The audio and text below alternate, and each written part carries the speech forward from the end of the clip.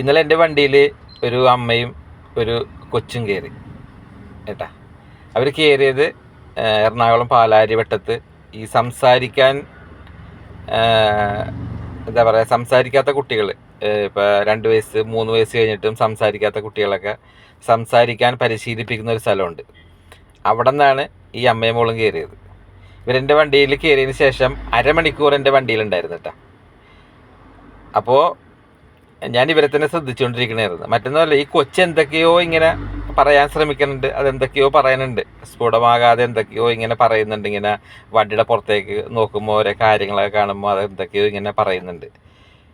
ഈ കൊച്ചിൻ്റെ അമ്മ ഈ അരമണിക്കൂറായിട്ടും ഈ കൊച്ചിനോട് ഒന്നും സംസാരിക്കുന്നില്ല എന്നുള്ളതാണ് യാഥാർത്ഥ്യം.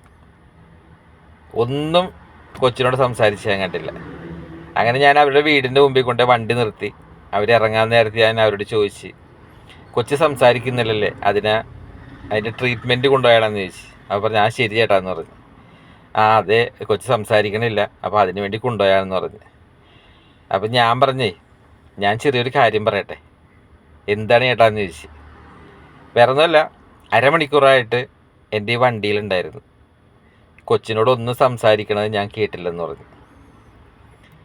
എന്നിട്ട് ഞാൻ പറഞ്ഞ്, വേറെ ഒന്നുമല്ല, നമ്മൾ നമ്മുടെ മക്കളോട് സംസാരിക്കുക, നമ്മുടെ വിശേഷങ്ങൾ പറയുക. ചിലപ്പോൾ ജോലി തിരക്ക് നമുക്ക് ഉണ്ടാവുമായിരിക്കും.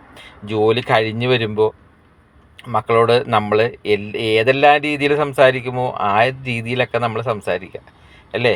ഞാൻ ജോലിക്ക് പോയിട്ട് തന്നെയാണ്, എന്ത് ചെയ്യണമായിരുന്നു, എന്തുണ്ട് വിശേഷം, നമ്മുടെ കഥകളും നമ്മളന്ന് കണ്ട കാഴ്ചകളും, കൊച്ച് ഏത് രീതിയിലാണ് അന്ന് അവൻ്റെ ജീവിതം എങ്ങനെയായിരുന്നു, അവൻ എന്തൊക്കെ കഴിച്ച്, അവൻ എന്തൊക്കെ ആഗ്രഹങ്ങളുണ്ട്, അപ്പോൾ അവനോട് നമ്മളെല്ലാം സംസാരിക്കണം. അപ്പം അങ്ങനെ അത് ഈ സംസാരിച്ച് തുടങ്ങുന്ന സമയത്തല്ല, കുഞ്ഞുങ്ങളോട് അവർ ജനിച്ച് വീട് കഴിയുമ്പോൾ തന്നെ നമ്മൾ അവരോട് ഇങ്ങനെ വർത്തമാനം പറയണം. സുഖമാണോ, എന്തൊക്കെ കഴിച്ച്, എന്തൊക്കെയുണ്ട് വിശേഷം, നമ്മുടെ വിശേഷങ്ങൾ പറയാം. ഞാൻ ജോലിക്ക് പോയിട്ട് ഇപ്പോൾ വന്നേ ഉള്ളൂ, കാണാൻ ഓടി വന്നതാണ്. അങ്ങനെ നമ്മൾ കുട്ടികളോട് കൂടുതലായിട്ട് സംസാരിക്കുക. അങ്ങനെ സംസാരിച്ചെങ്കിൽ മാത്രമേ അവർ സംസാരിക്കുള്ളൂ. കാരണം അവർ സംസാരിക്കണമെന്നുണ്ടെങ്കിൽ അവർക്ക് എന്ത് സംസാരിക്കണം എന്നുള്ള കാര്യം അവരറിയണ്ടേ.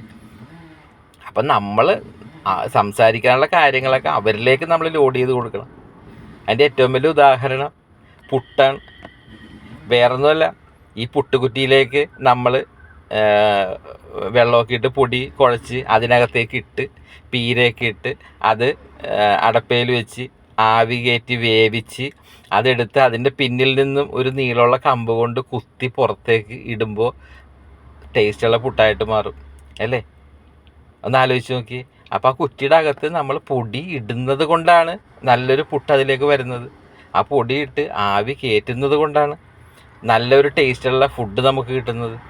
അപ്പോൾ നമ്മൾ അതിലേക്ക് ഇട്ടാൽ മാത്രമേ അതിൽ നിന്ന് പുറത്തേക്ക് കിട്ടുള്ളൂ.